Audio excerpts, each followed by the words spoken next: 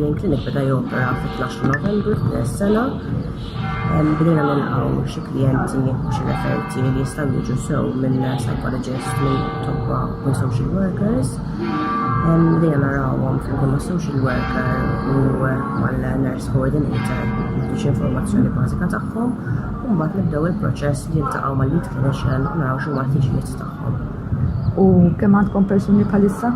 Bħalissa għandna around 30 referrals għal kullu jitlu xi iktar jew le, bħalissa huma ħafna nies li kienu jieħdu treatment u jħallsu tagħhom fil-privat. The vast majority huma nies li ma stable on treatment jew xi surgeries diġà. Imbagħad bħala new cases inkunu nafu bil-mod il-mod kemm ħajtlu fis-sena. Għandkom diġà new cases? New cases ukoll, ja. Għadna ħadu treatment l-age range ta' nies li għandna huwa bejn 17 u 54 years.